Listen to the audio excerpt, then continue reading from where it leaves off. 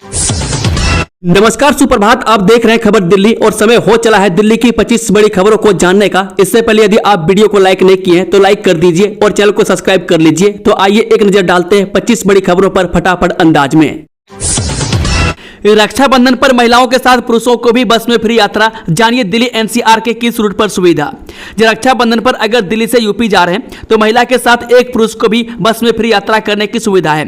यह सुविधा यूपीएसआरटीसी यानी कि उत्तर प्रदेश राज्य सड़क परिवहन निगम की बसों में दी जा रही है। यूपीएसआरटीसी ने महिलाओं और उनके एक साथ यात्रा कर रहे एक व्यक्ति के लिए फ्री सफर की विशेष सुविधा दी है, लेकिन अगर एक से अधिक पुरुष सफर कर रहे हैं तो उन्हें टिकट लेना होगा। यह सुविधा 8 अगस्त की सुबह 6 बजे से लेकर 10 बजे की रात 12 बजे तक लागू रहेगी। यह जानकारी यूपीएसआरटीसी के क्षेत्रीय प्रबंधक अंशु भटनागर ने ईटीवी भारत से विशेष बातचीत में दी। सीएम रेखा गुप्ता ने सफाई कर्मचारियों के साथ मनाया रक्षाबंधन। महिला कर्मियों ने कहा, ऐसा सम्मान कभी नहीं मिला। दिल्ली की मुख्यमंत्री रेखा गुप्ता ने शुक्रवार को सफाई कर्मचारियों के साथ रक्षाबंधन मनाया और उन्हें उपहार व मिठाइयां भेंट की। सिविल लाइन्स स्थित मुख्यमंत्री जनसेवा सदन में आयोजित एक कार्यक्रम के दौरान सीएम रेखा गुप्ता ने सफाई कर्मचारियों की कलाई पर राखी बांधी। इस मौके पर सफाई कर्मचारी बेहद खुश नजर आए। उन्होंने सीएम रेखा का धन्यवाद भी दिया।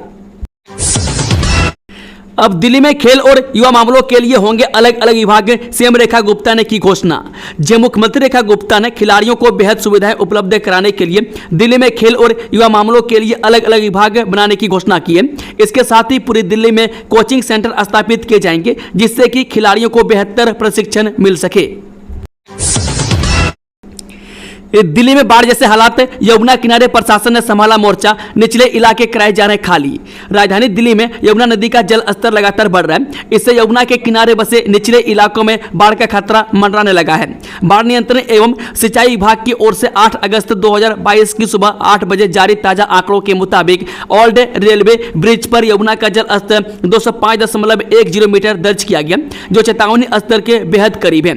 यदि जल स्तर और बढ़ा तो यह खतरे के निशान को पार कर सकता है। प्रशासन की तरफ से लोगों से यमुना नदी के किनारे न जाने और मवेशियों को भी न जाने देने की अपील की जा रही है। दिल्ली के रेस्टोरेंट में महिला को भारतीय कपड़ों में एंट्री नहीं मिलने का आरोप, दिए गए जांच के आदेश। दिल्ली के पीतमपुरा में एक रेस्टोरेंट में भारतीय पारंपरिक कपड़ों में कथित तौर पर एंट्री न मिलने का मामला सामने आया है। सोशल मीडिया पर वायरल वीडियो में दावा किया गया है कि रेस्टोरेंट में भारतीय कपड़े पहनकर आने वाले ग्राहकों को रोका गया। दिल्ली के मंत्री कपिल मिश्रा ने सोशल मीडिया पर लिखा कि रेस्टोरेंट्स में भारतीय कपड़ों पर रोक का वीडियो सामने आया है, ये अस्वीकार्य है। दिल्ली सीएम ने घटना का गंभीरता से संज्ञान लिया। अधिकारियों को इस घटना की जांच व तुरंत कार्रवाई के निर्देश दिए गए। हालांकि एनडीटीवी इस वीडियो की सत्यता की पुष्टि नहीं कर रहा है। मोहल्ला क्लिनिक के कर्मचारियों ने खटखटाया दिल्ली हाईकोर्ट का दरवाजा। दिल्ली के आम आदमी मोहल्ला क्लिनिक में कार्यरत कर्मचारियों ने अब दिल्ली हाईकोर्ट का रुख किया। इन कर्मचारियों ने अपनी नौकरी की अनिश्चितता और अनियमित सैलरी से राहत पाने के लिए हाईकोर्ट में एक रिट याचिका दायर की है। 28 जुलाई को दायर की गई इस याचिका में हेल्थ केयर इनिशिएटिव के तहत काम करने वाले डॉक्टरों, नर्सों, फार्मासिस्टों और पैरामेडिक्स के सामने आने वाली चुनौतियों का जिक्र है। मैं दिल्ली हाईकोर्ट में इस याचिका पर आगामी दिनों में सुनवाई होने की उम्मीद है। गाजियाबाद के इन 20 चौराहों पर रात में भी तैनात रहेगी ट्रैफिक पुलिस से। 216 चेकिंग पॉइंट बनाए। गाजियाबाद कमिश्नरेट की यातायात व्यवस्था बेहतर करने की दिशा में अधिकारियों का प्रयास जारी है। ड्यूटी पॉइंट बढ़ाने के बाद शहर में ऐसे 20 चौराहे तथा अति व्यस्त स्थान चिन्हित किए गए, जहां वाहनों का दबाव रहने के चलते रात में भी ट्रैफिक पुलिसकर्मी तैनात रहेंगे। 15 अगस्त पर लाल किले में पीएम मोदी का भाषण देखना है। टिकट कैसे मिलेगा, जाने पूरी प्रक्रिया। 15 अगस्त 2025 को भारत अपना 19वां स्वतंत्रता दिवस धूमधाम से मनाएगा। इस दिन दिल्ली के लाल किले पर प्रधानमंत्री मोदी तिरंगा फहराएंगे और देश को संबोधित करेंगे। अगर आप भी इस ऐतिहासिक पल का हिस्सा बनना चाहते हैं और पीएम का भाषण लाइव सुनना चाहते हैं तो टिकट बुकिंग की प्रक्रिया को समझना जरूरी है। अच्छी खबर यह है कि टिकट बुकिंग 13 अगस्त से शुरू हो रही है। दिल्ली में उफान मार रही यमुना, खतरे वाली सीमा पार, बाढ़ का डर। दिल्ली में यमुना नदी का जल स्तर अब खतरे के निशाने को पार कर गया। मैं लोहे के पुल के पास आज यमुना के जल स्तर में लगातार इजाफा देखा जा रहा है। आज दोपहर यमुना का जल स्तर 205.33 मीटर को पार कर गया। राजधानी में संभावित बाढ़ जैसे हालात से निपटने सभी संबंधित एजेंसियां अलर्ट पर हैं। बता दें कि दिल्ली के लिए चेतावनी चिन्ह 204.5 मीटर है, जबकि खतरे का निशान 205.33 मीटर है और निकासी 206 मीटर पर शुरू होती है। पुराना रेलवे पुल नदी के प्रभाव और संभावित बाढ़ के खतरों पर नजर रखने के लिए एक प्रमुख अवलोकन बिंदु के रूप में काम करता है। दिल्ली में नेताओं और अफसरों के सरकारी आवासों का बढ़ा किराया, अब कितना देना होगा। राजधानी में दिल्ली सरकार के नेताओं और अफसरों के सरकारी आवासों का किराया अब बढ़ गया। लोक निर्माण विभाग यानी कि पीडब्ल्यूडी ने दिल्ली में अपने जनरल पूल के अंतर्गत सभी सरकारी आवासों के लिए लाइसेंस फीस किराए में बदलाव किया है। गुरुवार शाम को जारी के मुताबिक नई दरें 5 अगस्त से लागू होंगी। आदेश के अनुसार सभी टाइप 7 बंगलों पर अब हर महीने 5430 रुपये लाइसेंस फीस लगेगी। इनमें से अधिकांश बंगले सिविल लाइन क्षेत्र में स्थित है। इस कैटेगरी में आम आदमी पार्टी के मुखिया और पूर्व मुख्यमंत्री अरविंद केजरीवाल का आधिकारिक आवास विवादास्पद 6 फ्लैग स्टॉप रोड बांग्ला भी शामिल है। यह बांग्ला पीडब्ल्यूडी के जनरल पूल में सबसे बड़ा है, जिसका लिविंग एरिया लगभग 1908 वर्ग मीटर है, जबकि इस प्रकार के अन्य बंगलों में लिविंग स्पेस 480 से 600 वर्ग मीटर है। सिर्फ पक्का मकान नहीं देंगे, झुग्गी वालों के लिए सीएम रेखा गुप्ता का नया ऐलान। दिल्ली की मुख्यमंत्री रेखा गुप्ता ने झुग्गी वासियों के लिए एक और नया ऐलान किया है। वह झुग्गियों पर बुलडोजर एक्शन पूरी तरह रोकने और पक्का मकान देने का वादा कर चुकी रेखा गुप्ता ने अब इन बस्तियों में रह रहे लोगों के लिए रोजगार की व्यवस्था करने की बात कही है। मुख्यमंत्री ने कहा कि झुग्गी में रह रहे लोगों को नए हुनर सिखाकर उनके लिए स्वरोजगार के नए रास्ते खोले जाएंगे। मुख्यमंत्री रेखा गुप्ता ने एक्स पर कहा, झुग्गी में रहने वाले हमारे परिवारजनों को डबल इंजन की सरकार ने केवल पक्का मकान देगी, बल्कि उन्हें हुनर भी सिखाएगी और आत्मनिर्भर बनाने के लिए स्वरोजगार के नए रास्ते भी खोलेगी। जल्द ही 50,000 फ्लैट बांटने का ऐलान कर चुकी मुख्यमंत्री ने कहा कि अब सिर्फ छत ही नहीं, भविष्य भी पक्का होगा। अब रोजगार भी होगा और सम्मान भी। हर परिवार का जीवन स्वावलंबी और गरिमापूर्ण बने, यही दिल्ली राज्य सरकार का संकल्प है। हुमा कुरैशी के भाई के मर्डर की सीसीटीवी फुटेज आई सामने। दिल्ली के निजामुद्दीन के भोगल इलाके में गुरुवार रात पार्किंग को लेकर हुए विवाद में बॉलीवुड एक्ट्रेस हुमा कुरैशी के चचेरे भाई की पड़ोस में रहने वाले 2 लड़कों ने किसी नुकीले हथियार से वार कर हत्या कर दी। घटना का सीसीटीवी फुटेज भी अब सामने आ गया।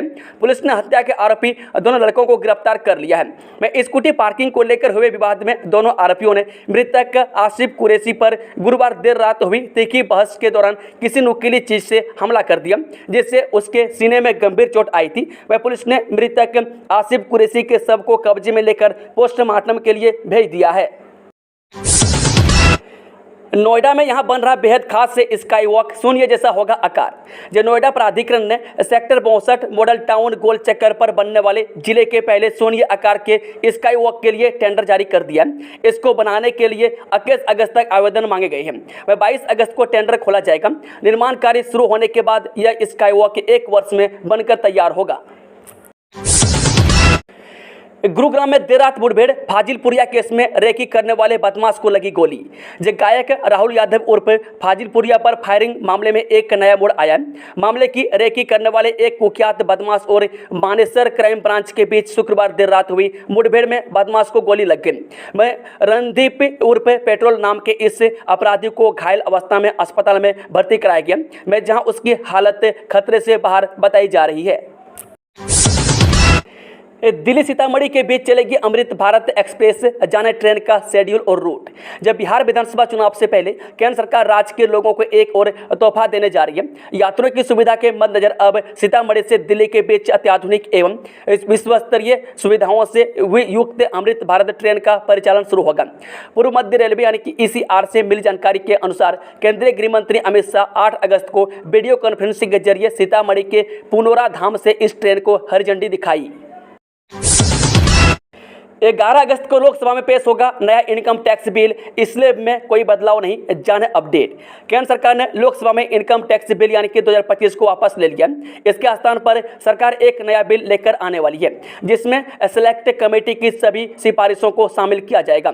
सरकार ने फरवरी 2025 में यह बिल लोकसभा में पेश किया था और उसी दिन इसे जांच के लिए सेलेक्ट कमेटी को सौंप दिया गया था। सेलेक्ट कमेटी ने अपनी रिपोर्ट 22 जुलाई 2025 को संसद को सौंप दी थी। अब इस बिल के अपडेटेड वर्जन को केंद्र सरकार की कैबिनेट ने मंजूरी दे दी है। इसे सोमवार 11 अगस्त 2025 को पुनः लोकसभा में पेश किया जाएगा। अगस्ता वेस्टलैंड घोटाला आरोपी क्रिश्चियन मिशेल की रिहाई की मांग वाली याचिका खारिज। दिल्ली के राउज एवेन्यू कोर्ट ने अगस्ता वेस्टलैंड घोटाला मामले के आरोपी क्रिश्चियन मिशेल को रिहा करने की मांग खारिज कर दिया। स्पेशल जज संजय जिंदल ने कहा कि मिशेल के खिलाफ दर्ज एफआईआर में भारतीय दंड संहिता की धारा 467 लगाई गई है, जिसमें उम्र कैद का प्रावधान है। ऐसे में यह नहीं कहा जा सकता है कि उसने अपनी अधिकतम सजा पूरी कर ली है। इससे पहले कोर्ट ने 6 अगस्त को फैसला सुरक्षित रख लिया था। सुनवाई के दौरान कोर्ट ने क्रिश्चियन मिशेल से पूछा कि आप बेल बॉन्ड क्यों नहीं भर रहे हैं। तब मिशेल ने कहा कि जब उसने सजा की अधिकतम 7 साल की कैद की अवधि को पूरा कर लिया, तब बेल बॉन्ड की कठोर शर्तें नहीं लगाई जानी चाहिए। मिशेल ने कहा कि अब वो 3 साल पहले वाला ही व्यक्ति नहीं रहा। उसकी मां की मौत हो चुकी है, उसकी पत्नी उसके साथ नहीं है, थोड़ा बहुत उसका व्यापार बचा है। केंद्र से मिली करोड़ों की राशि खर्च नहीं की, टैक्स की राशि मुफ्त योजनाओं में लगाई, सीएम ने पूर्व सरकार पर लगाया आरोप।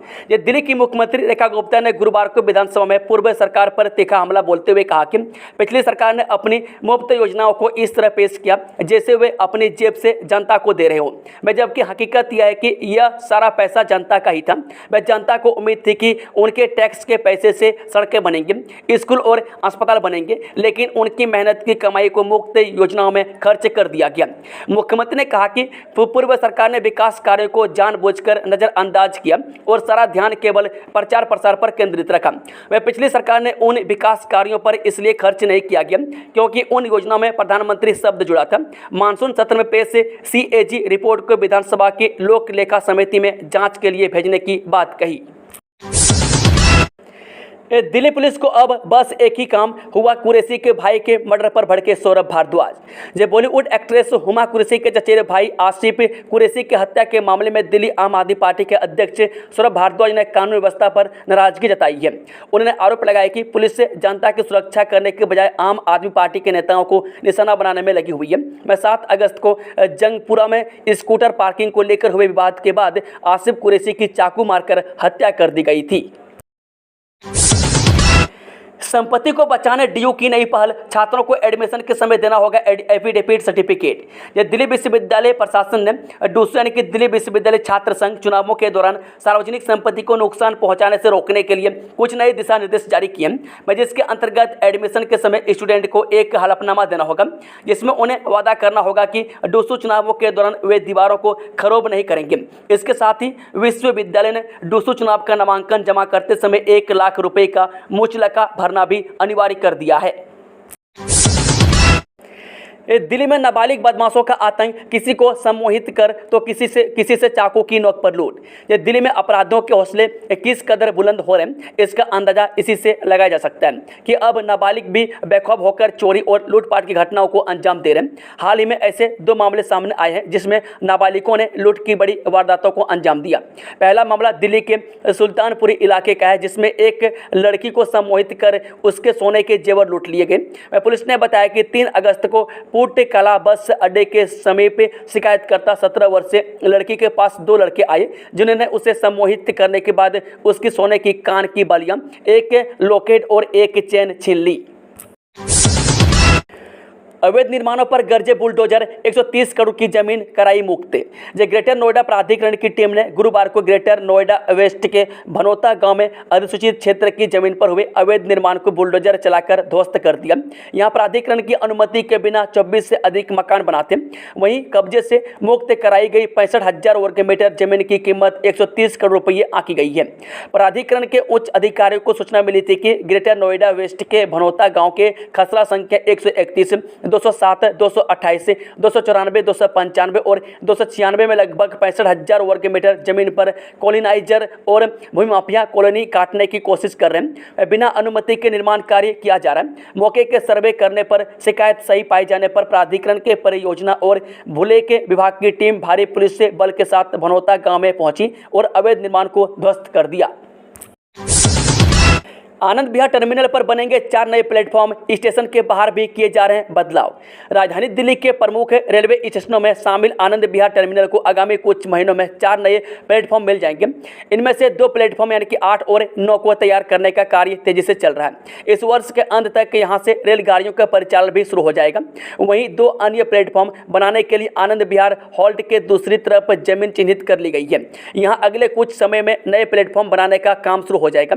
इसके बाद आनंद विहार रेलवे स्टेशन पर प्लेटफॉर्मों की संख्या 7 से बढ़कर 11 हो जाएगी। इसके अलावा स्टेशन के बाहर भी कई बदलाव किए जा रहे हैं। मैं दिल्ली से यूपी बिहार के लिए चलने वाली अधिकांश रेलगाड़ियों का परिचालन आनंद विहार रेलवे टर्मिनल से किया जाता है।